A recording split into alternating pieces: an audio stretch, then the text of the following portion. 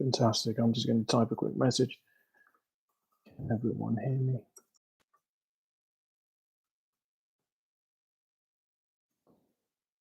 Right. So as we get started, I think a few people might be joining in a little late.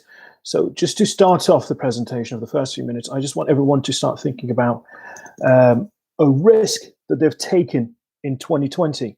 And it can be anything from, buying a new house, meeting someone new, and just starting a family, having a child. So I've had a few, but I just want everyone to start thinking about a risk that they've taken, a big change in life with consequences, right? So, and then we'll discuss that later. You don't have to write it. You don't have to comment at the moment, but something for you to think about and discuss later.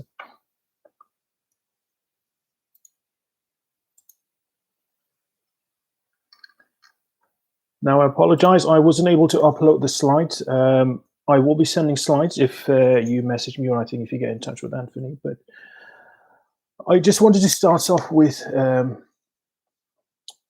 the title first. I mean, the title that I put up for the webinar was an introduction to risk. The real title, which is a bit more wordy, is Introduction to Risk and Decision Making for Small Business and Professionals. And the reason I add decision making, because decision making is a huge component of risk. And you'll see more why. So let me start off by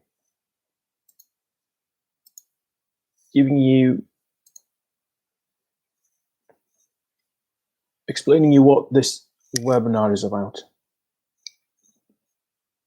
Sorry, I think a bit of housekeeping here. I want to make sure that I am in. You can check it out. Perfect. Just making sure I'm on.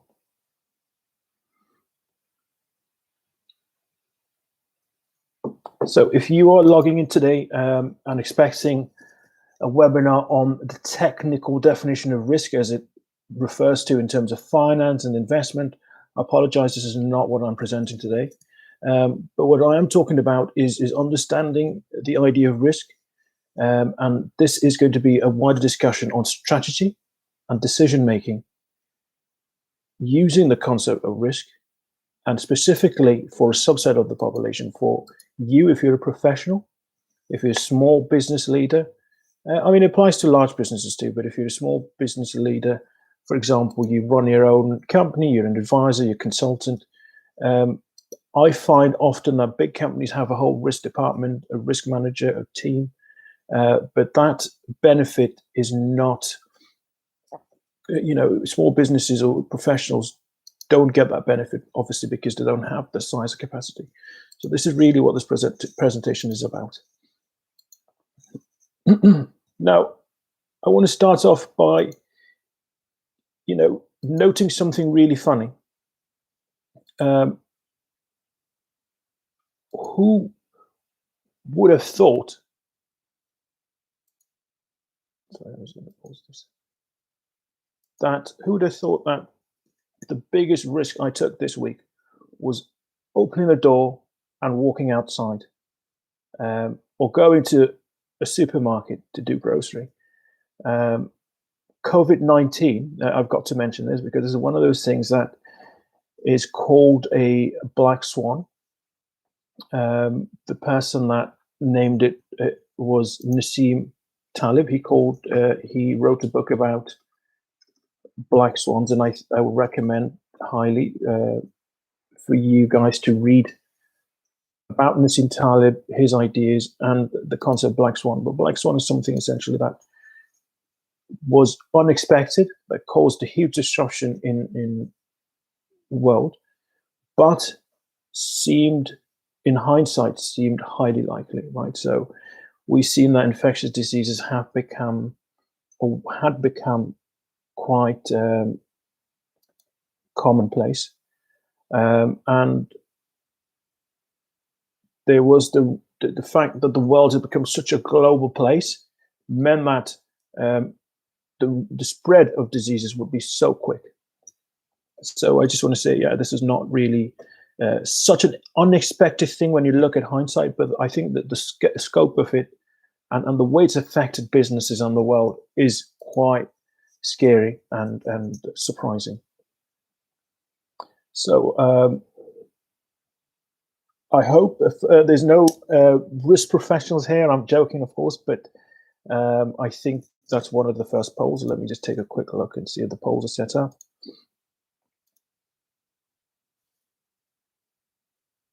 So if you are, yeah, I think so. That's poll question number 2. If you are in risk or compliance, again, there's a very separate way of looking at risk. But again, I'm focusing more on again the non-technical side of risk and how it can affect you as a professional or a business. First thing I want to do is read out the definition of risk in the dictionary. Right. So a dictionary says the exposure of, this is the Oxford English Dictionary that I'm reading, the exposure to the possibility of loss, injury, or other adverse or unwelcome circumstance, a chance or situation involving such a possibility. So typical definition, and the first thing people think of with risk is something negative, something that hurts us, something to avoid, something not to look to. That's a dictionary definition. But I hope what you take from this webinar today is the fact that risk is more than just a negative thing. And one of the things to really remember is with greater risk comes the possibility of greater reward. So what I mean by that is if you look at financial statistics and financial formulas, risk and rewards are considered the opposite. So the greater the risk, sorry, they're not considered opposite, considered to go through together when you're looking at investment or a portfolio. But in real life, I'm going to look at risk for professionals, and I'm going to look at risk for small businesses separately, and I'm going to tell you how that's actually going to, by taking on small risks or manageable risks or understanding risk even, will help you grow as a person. First thing I want to talk about also is the growth mindset. There's few people that talk about the growth mindset, and the idea behind the growth mindset is how can you as an individual grow? And one of the key things that I took from the idea of growth mindset is that you should be okay with failing, right? As growing up, myself too, but a lot of, I think millennials or lots of people older than us have been taught not to fail, but it's very important that failure should not dictate us when we make decisions, and failures are a way for people to learn and grow. And I would recommend listening into just on YouTube, if you type growth TED Talk, that explains the idea of growth and how failing is a huge part of it, right? So the reason I mentioned growth mindset and failing is that's exactly what risk is about. Taking risk means you are prepared to fail if things go bad. Okay. Let's take a look at it from, Niccolo Machiavelli. If anyone has read that, an old writer, a thinker, really famous, he said, all courses of action are risky. So prudence is not in avoiding danger. It's impossible, but calculating risk and acting decisively. Make mistakes of ambition and not mistakes of sloth. So he's qualifying what kind of risks to make or what kind of failures to do. Develop the strength to be bold, to do both things, not the strength to suffer. So when I say failure and I say taking risk again, the key thing is to make sure you're taking the right type of risk. Okay, now I'm going to do a bit of, just go back to the polls and see, maybe just kind of get an idea before I go further. If you guys want to take a second and just click on the first poll and select maybe your appetite for risk in general. before I explain further, are you a risk-taking person? Are you risk-averse? Are you cautious?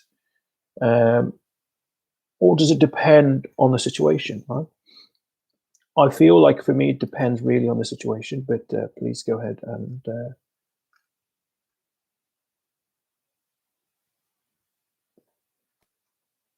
select your response. I'll give it a few seconds.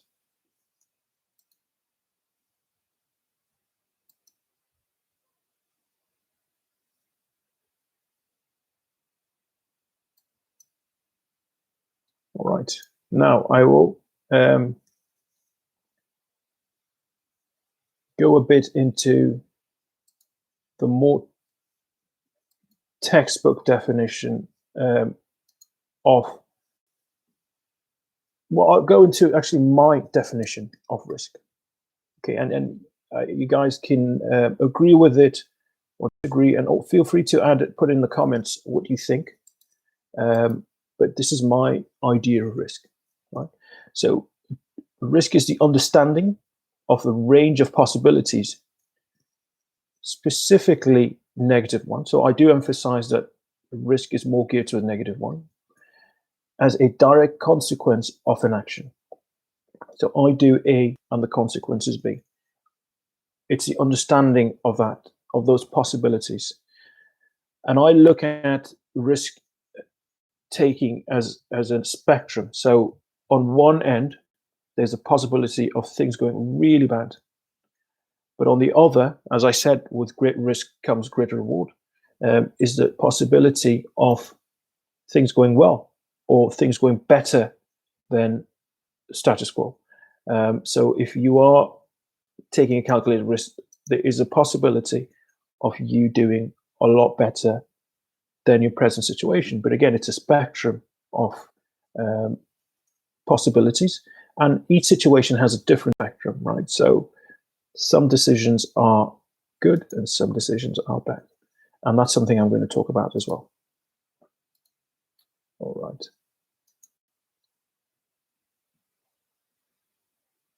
Let me just take a pause here.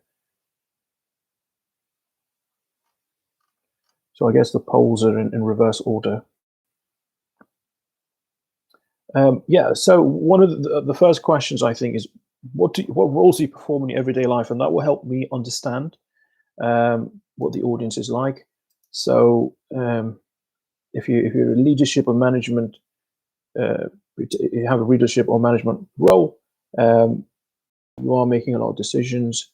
But if you're strategy focused, if you're data management focused, risk of compliance, all of these possibilities, I mean, there is an aspect of risk.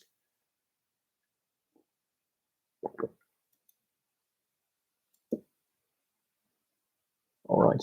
Now, I know I promised not to be too technical, but I do want to talk about a couple of types of risk when people look at risk to divide it. It's just to help you understand better the whole risk as a concept. So in finance and business, there's something called a systematic risk, which is something that affects the entire industry. And I don't think we've seen a systematic risk as big as the COVID-19 crisis in recent history. And I'm saying this because it is definitely something that's affected not just Canada, not just the finance industry, or not just the technology industry, but it's affected the whole world. And one of the key takeaways of systematic risk is that's something that's not controllable within a group of people or by consumers and so forth, right? And the opposite is unsystematic risk, which refers to something specific to an industry or a segment of an industry or a business. And I think the financial crisis of 2008, even though it was a systematic risk, some people argue it affected the financial sector more than other sectors, right?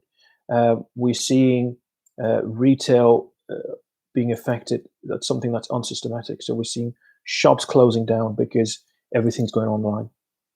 That's what I mean by the difference, right? Another classification of type of risk that I want to talk about is something called inherent risk. And inherent risk is the natural level of risk present in a process or activity. So no matter what we do as a professional or business, there is some aspect of risk, and it's inherent. That's what the course of action with it is inherent risk. But the concept, the opposite of inherent risk is residual risk. And residual risk is something that's left after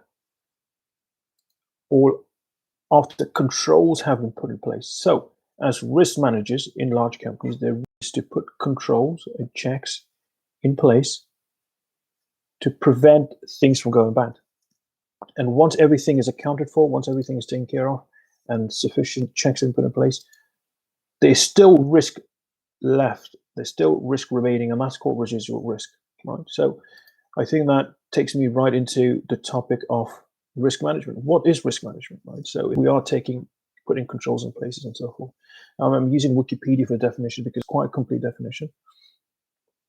Risk management is the identification, evaluation, and prioritization of risk, followed by coordinated and economical application of resources to minimize, monitor, and control the probability or impact of unfortunate events, or to maximize the realization of opportunities. Quite wordy, but at the bottom line is risk management is taking an active participation in minimizing your risk. That's what risk management is. A lot of times businesses don't do well and fail is because they rely too heavily on risk management, and they don't allow risk managers to work with other departments. So having said that, I'm just going to go into how businesses can do better, as you know, and again, I'm focusing more on small business, but it applies to large businesses as well. Large businesses have a whole department that look after risk, right? So in the meantime, if maybe I'll take a little break, and if you want to answer the question, and that I think number 3 from the bottom, it says, did you have a personal or business contingency plan? And I'm going to say before the COVID-19 crisis, or before today. And, you know, a lot of people would have some kind of idea in their mind. As a person, I would say, you know, I have savings. I have different kinds of savings. I have a line of credits that I can go into if need be. Those are kind of like my personal contingency plans. So it can be something very basic like that. Or in the case of businesses, I think every business should have a well-documented plan that takes into account everything from, you know, what happens in case of a recession or financial breakdown. What happens in case there is some kind of trouble in my company? You know, a lot of times we see, and I'm going to talk about some case studies, but a recent thing that's happened or is put more in focus is harassment at work. You know, if you're a male or a female at work that's either being harassed or treated unfairly because of their gender or sex, that's something that's a bit more in the spotlight. You know, and as a leader or a business manager, that is something you want to document as well, how to avoid that and how to what to do in case it happens, right? There's a lot of different types of risk. So if you have a risk contingency plan, please select one of the answers, and I'll say I have a written plan. Personally, I don't have a very thorough business plan, but I would like to. You know, that's one thing that I would want to. And if you're a business and you don't have one, no worries. Take some time in the next few days and write something down, something very basic, and then work on building it. So, as a business, and as a business, and even as a professional, there's 5 types of risk that I think, the 5 categories of risk that I think are very important to look at. Number 1 is strategic risk. So, as a business, you make decisions all the time. You make decisions on what market to enter when you start off, but also what markets to expand into. You make decisions on how many people to hire, whether to pay more attention to marketing, or to pay more attention to sales, or to pay more attention to operations, right? So those are strategic decisions. so the risk that comes with strategic decisions is a very important risk to consider. And if you have a plan, you should include some kind of mention of the decisions you're making, the strategic decisions. And when you do make decisions, you need to plan out every alternative, or you need to plan out at least more than one alternative, the likelihood of an event happening because of the strategy. Maybe you can do something like, the possibility of, if I hire more people, I put myself at a greater financial risk because now I have the responsibility of paying more wages. That's a strategic decision, and that's the strategic risk is that you are more liable financially, and as a company, you're liable for more people in every aspect, right? The second one is compliance or legal risk. A lot of businesses try and cut corners, and that's more where my background is in compliance and legal. But I know the compliance and legal person usually is the least favorite person in the company, and I don't mind saying that. When things are going well, everyone focuses on marketing and sales to grow a business, but compliance is that one sector where people are telling you to be careful of things, right? But you're not popular when things are going well. Operational risk is the day-to-day operations, how things go currently. Are things, how long? It depends really on how long you've been operating as a business and how well these things are planned out, and what happens if a component or an aspect of this breaks down, right? So one of the things that we'll notice these days is, for example, world trade has stopped completely, and a lot of people in North America rely on parts coming in from abroad, and they've suffered quite a lot. A lot of people, let's say a lot of restaurants in Canada, in Toronto, for example, depend on food coming in from local farms, but also coming from the US and Mexico. And because of the closure of borders, something that you take for granted, something that's part of your regular operation, gets at risk. You don't need to plan out every risk when you write a contingency plan, but you need to think about what happens, for example, if a tech business, right? What happens if my servers go down? What happens if some of the data gets compromised? Those are very important things to look at. And financial risk is another key one that we all know of. Actually, that's the one that's most talked about. Are you taking too much credit? Are you spending too much money? Are you spending money where it's not necessary? Are you able to pay it back? And when you take financial risk, would it cause you to go bankrupt, or would it cause a gain in the future?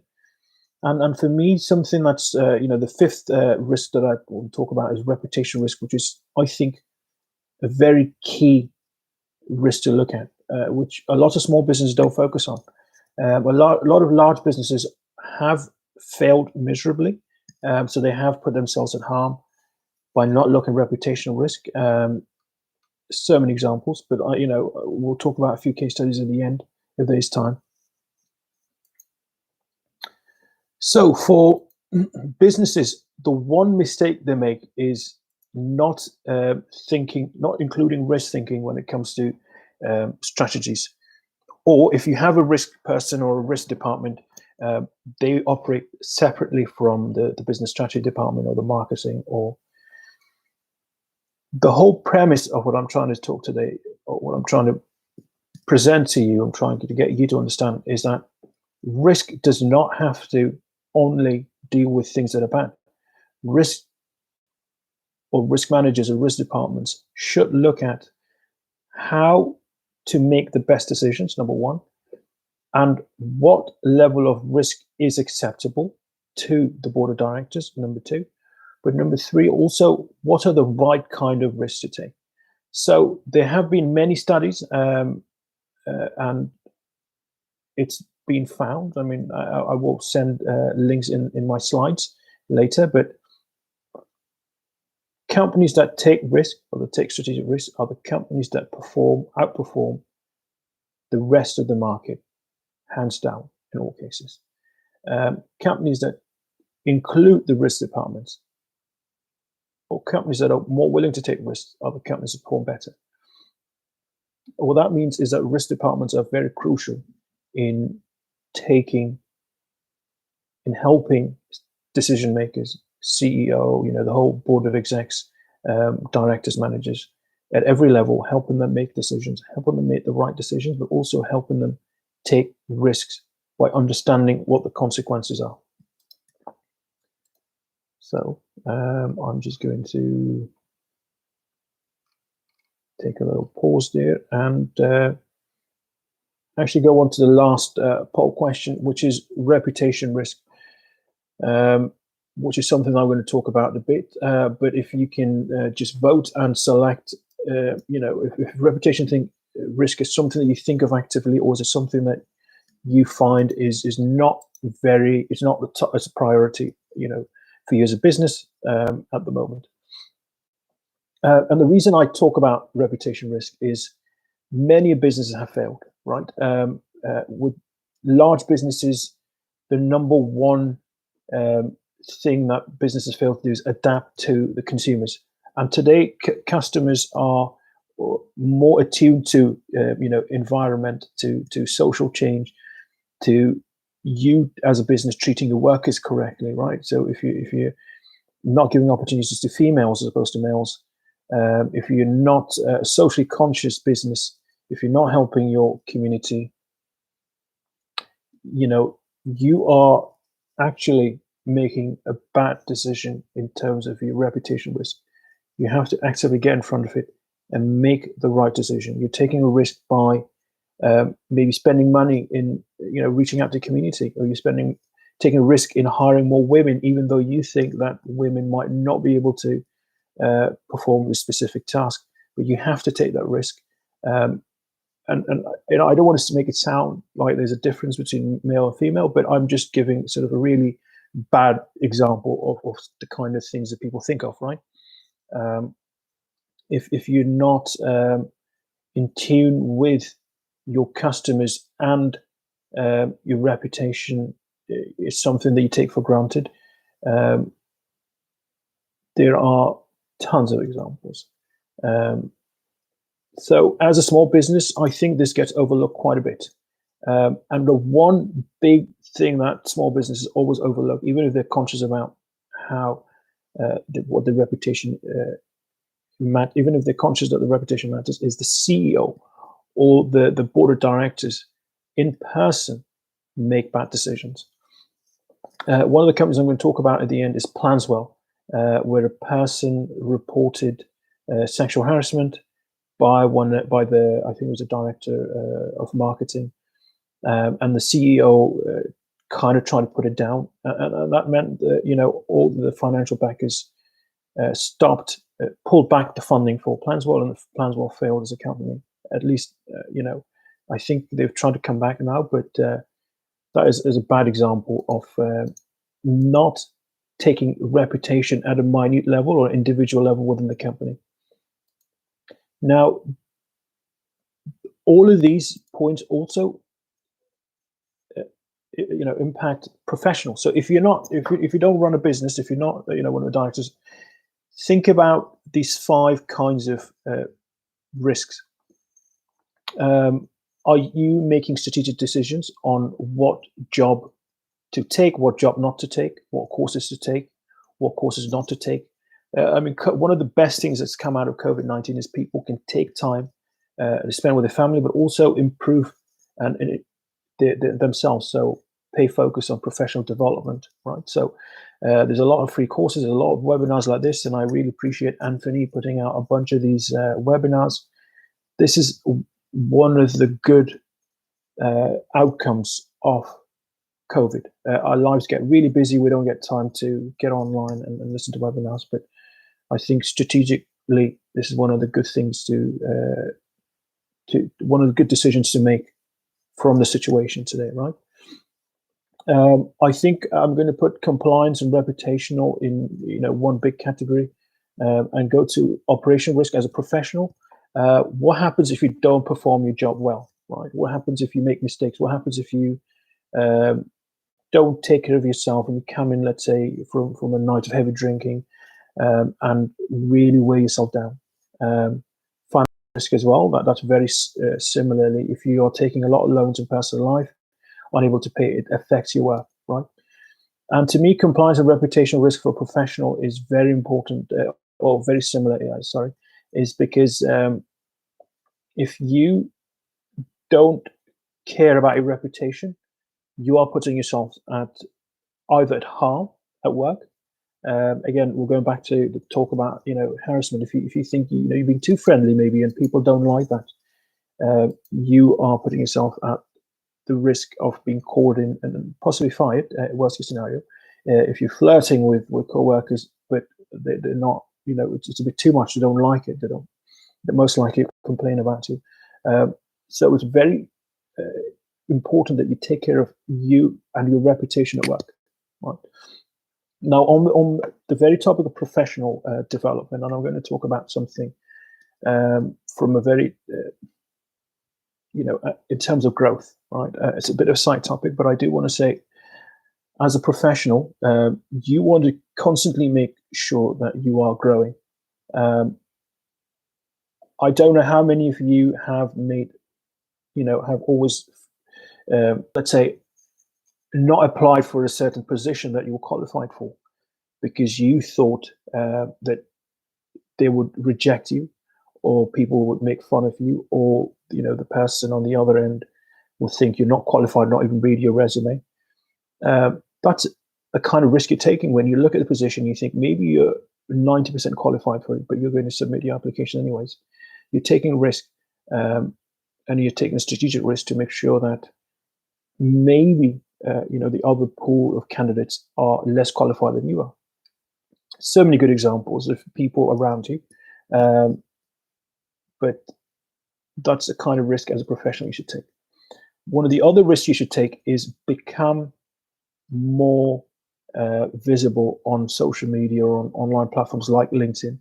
And like, what Anthony has set up is an amazing platform for professionals to showcase themselves. So once you reach a certain level of expertise, speak about your expertise, talk about it, take the risk of going online, take the risk of presenting yourself, take the risk of making videos to put on LinkedIn, because you are growing personally.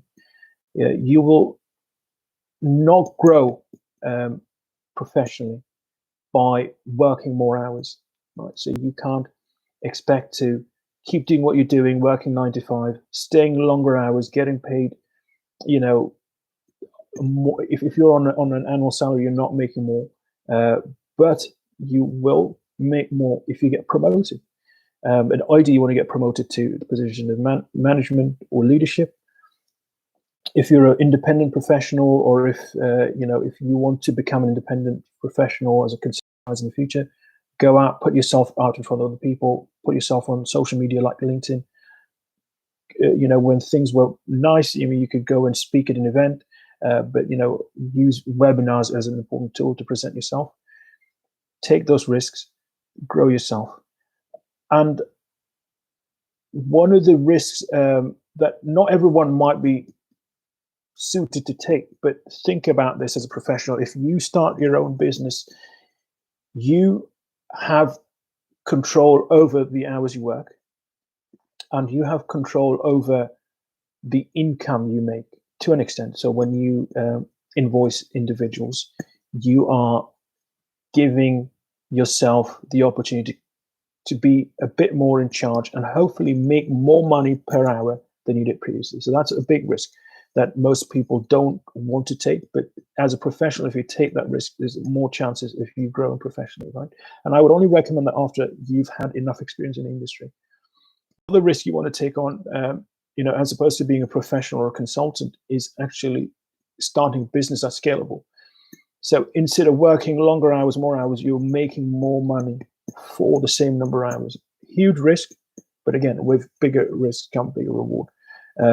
Let's give you an example of a person that cleans, right? A cleaner. Cleaner is employed by a certain cleaning company, goes in, works 9 to 5, comes back home, exhausted, tired, makes minimum wage, and does it day in and day out.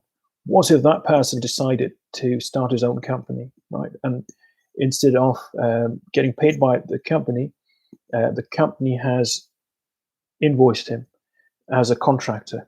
Now he can put in his when in taxes, he can claim all expenses related to travel, most expenses related to travel and other things. He can negotiate better wages. He can negotiate better hours. Again, he's taking a risk by reducing, it's not as stable. But imagine now that he decides to start a business and scale a scalable business and hires a bunch of people and goes out full time just looking for business. He's completely changed the dynamics now. He's not making $14 or $15 an hour now. He's commanding big numbers. He's paying other people, right? So I don't want to spend too much time on this specific idea, but think of how, as a professional, making big, risky decisions can give you big, can produce great results.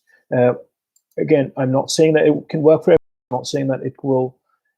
There's no bad things can't happen, but think of this, and the COVID-19 crisis is one of the best times for people to actually think of possibilities, think of things outside the box. So going back to what, when I said Black Swan and a book, a concept written by Nassim Taleb, essentially what a crisis like this does is it reshuffles. Let's if we look at Rubik's Cube, it's like reshuffling the Rubik's Cube so you can start over again. It gives opportunities to a lot of businesses that did not exist before, or it helps smaller businesses do better. One example I'll give you, for example, and this is something that you might want to think about as an investment strategy or a personal strategy, but Uber Eats and DoorDash, these large companies have been charging a lot of money to local businesses, local restaurants. This is a perfect time to disrupt that. The future, is going to be more co-op based models. There's going to be more smaller scale businesses taking over, as we already have seen before the crisis. But that's something I'm actually going to talk about a little bit more towards the end. Let's see. One of the other things you can do, really well professionally and as a business is invest in sales. Sales as a professional, most people who are not in sales don't like the idea of pushing and asking people to buy things, but that's one of the key ways you can really grow. A lot of sales jobs have commission-based salaries. That's something to consider as well. Now, I'm going to talk about bad risk and how to eliminate unnecessary and bad risk. So bad risk is making decisions that are reckless, that are not thought out, decisions that don't have good intentions. You're not looking to grow yourself. For example, you're a CEO of a company and you flirt with people in your office. That's a very bad decision to make, because most likely 90% plus the possibility is that there's going to be a very bad outcome, right? But other examples of bad decisions are, going into a business that you're not ready for as a company. I know a lot of businesses try and expand completely outside the key domain and then spread themselves too thin, right? Or taking huge loans for personal, for buying a nice car, or for buying fancy new clothes when you don't really need to. And that kind of also goes into unnecessary risk. So think of people like Steve Jobs and Mark Zuckerberg. One of the ways they eliminate unnecessary risk from their lives is they wear the same clothes every day. When Steve Jobs was alive, he would wear the same thing all the time. And Mark Zuckerberg also wears very similar outfits, so he doesn't have to wake up in the morning, spend time making decision what to wear, and people say that, the color of your tie affects how people treat you. All of that is risk that you don't need to make. You don't need to worry about. And I'm using this extreme example. You don't have to dress like Mark Zuckerberg, but it's just an example of how you can eliminate unnecessary risk from your life. Now, one of the things that I've learned as well in recent times is that things happen in a cycle. So sometimes when you're looking at making decisions, remember that something has happened or something similar has happened in the past. So use history as a guiding principle. Use history as, or see other companies that have done similar things, or other individuals that have had similar things happen to them, and look at those as example instead of trying to predict the future. Look at what history has taught us. I think I've covered. I mean, there's a lot to talk about, a lot to cover, but I want to talk about a couple of case studies. So, as I said to you, Planzol was a company where an individual claimed they were harassed by one of the managers, one of the directors of the company, and this individual approached the CEO of the company to report it, whereas the CEO said, let's try and discuss this with ourselves, let's not take it to the next level. And once, I think it was a year later or a long while later, the person wrote a Medium article talking about experience, and it spread out. It became, once local media started looking at it, it became a huge news item, and ended up with Planzol shutting down because the investors decided not to put money into them. The lesson here is that this was an unnecessary risk, or this was a bad risk. The CEO at the time would have thought that it's a risk that does not need addressing. It's a risk that they can live with, but it's something that you don't have to deal with. You can. All it needed was to address the situation in a very strong way and fire the individual immediately, because not making the decision meant the demise of the company, right? And even if you get away with it, that's something you never know when a situation like this would come back to you. Eliminate all bad risk, eliminate all unnecessary risk. I'm going to talk about a very recent case of Zoom. So if anyone uses Zoom calls these days, one of the things, Zoom is growing, as a company is growing exponentially. It's done quite well. But one of the big issues is they did not consider, number one, that their business would do so well, and they did not put in good security or privacy measures in place, right? As a company, you want to make sure that you have secured your business from attacks, from your data is protected, and the privacy of the customer is protected. But the CEO, I think, of Zoom said on NPR radio, said, "I do not expect my company to grow this big. I do not think that privacy and security was an important factor." That is a bad example. That's something that you shouldn't do. You should have a plan for something like that.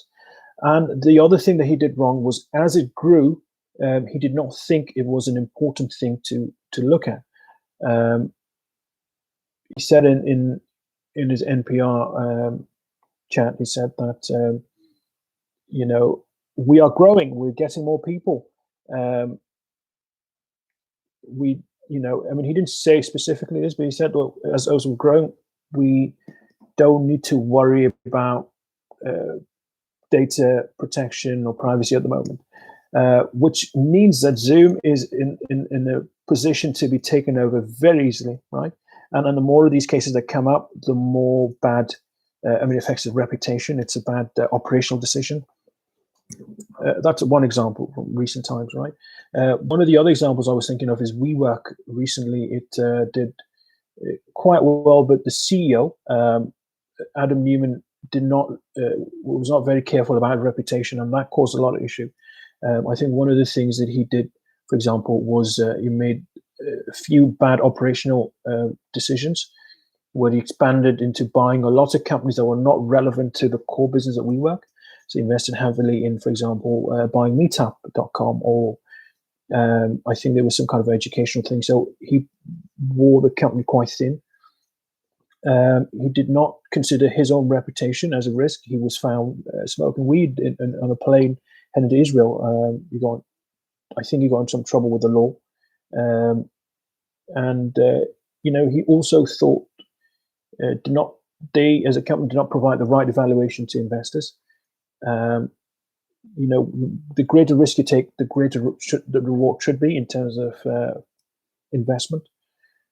He did not evaluate his company correctly, and that caused a massive. That was a bad strategic decision. So I've looked at companies. I want to give a bit more, maybe talk about a prediction in terms of the future, and this is not so much as a risk as a good decision to make. I think large companies are going to see, because of COVID, they're going to see their business share being eroded, and I think local businesses are going to thrive. As a professional, if you are targeting a smaller market, a smaller group of people, chances are in the next 5 years, I'd say you're going to do well. If you are a business, again, that's focused on local customers, building community, and I see, Anthony is a great example of this. He's really bringing out professionals in Toronto, but at the same time, he has a potential to grow to grow much larger than that. But remember to focus on community and the aspect of community. And that's, I think, one of the big paradigm shifts that's going to happen in the next 5 years is it's going to be more and more emphasis on local communities and local businesses. And this is, again, going back to one of the things that I said previously about history repeating itself. And it's all cyclical.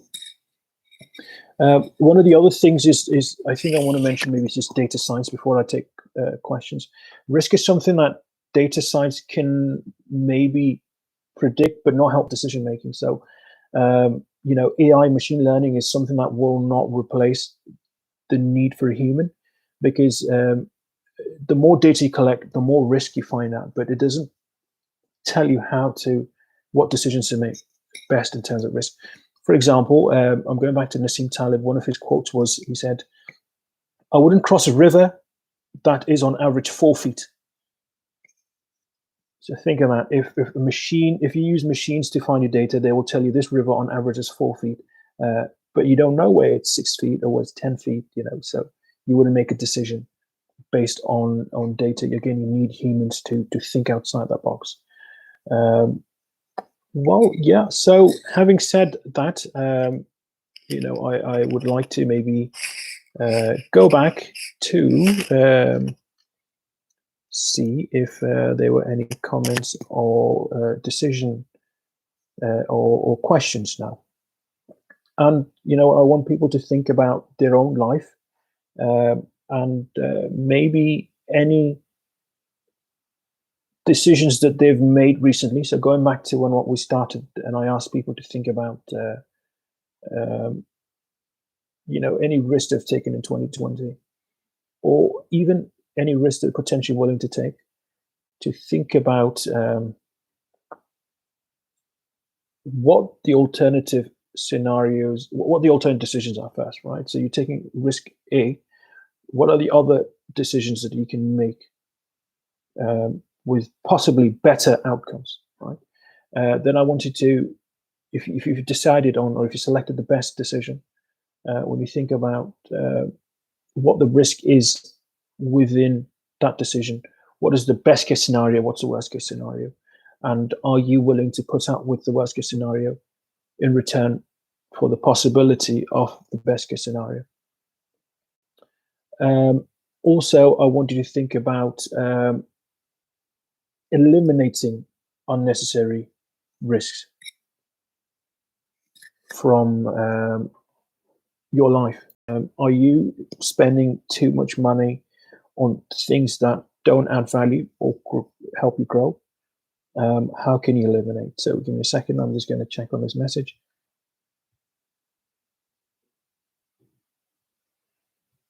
Okay, I guess there's a bit of a delay. What I want to, maybe if there's no questions, I want to end with just letting everyone know to connect with me on LinkedIn. So one of the best ways to reach out to me is to find me on LinkedIn under Raza Siddiqui, Razasiddiqui. I know I didn't talk much about myself and my qualifications, but feel free to add me and look me up. Most of my experiences come from giving advice to small businesses, specifically technology businesses, and more specifically financial technology. But I've seen a lot of things come up over and over again, right? Especially in the technology industry where people, there's a certain sort of norms, people do things in a certain way, and tend to ignore certain things, right? Like regulations or privacy. So, I mean, I'm not saying everyone does it, but there is a tendency to focus on developing a good product or platform. At first I think it was about your skills as programmer, and then moved on to customer acquisition, user experience. And I think even though privacy and data management are underlying, a lot of people tend to not prioritize them as much as they should be. I want you to think about, let's see, maybe writing down some of the things that some of the risk that you face with, and what alternative decisions you can make. And I want you to also note how you can grow as a professional, or how your business can grow by taking on the right kind of risk, right? So if you add me on LinkedIn, send me a message, or connect, via Anthony. But feel free to send me those questions, and if you want me to look at it.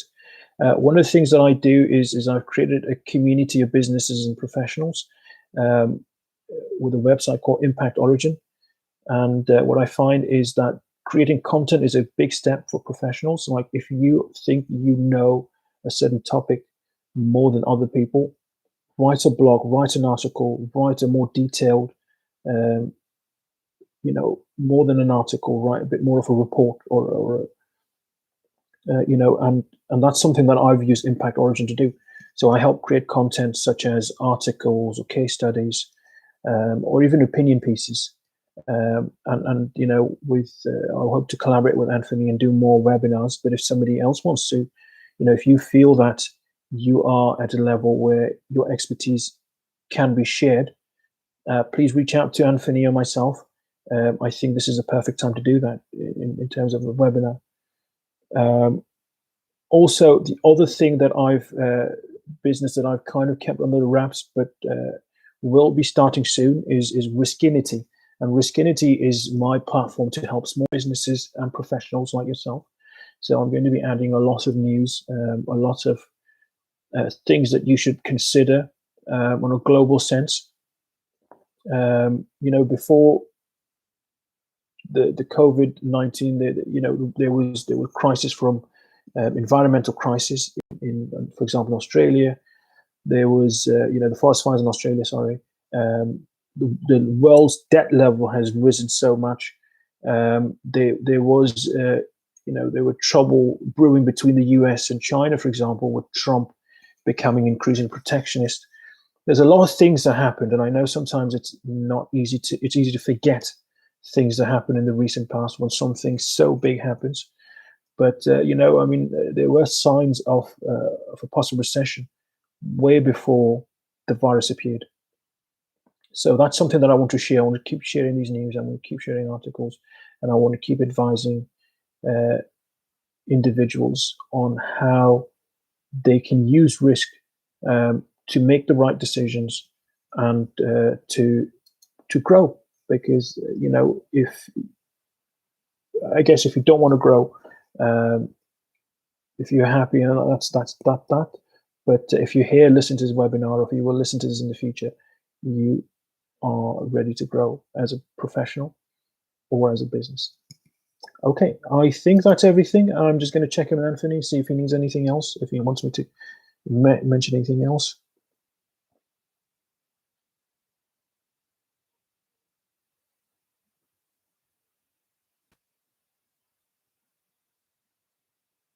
But other than that, I think, we're pretty well done here. All right, everyone. Thank you for those who tuned in. And if you're listening to replay of this again, thank you. Feel free to reach out to me.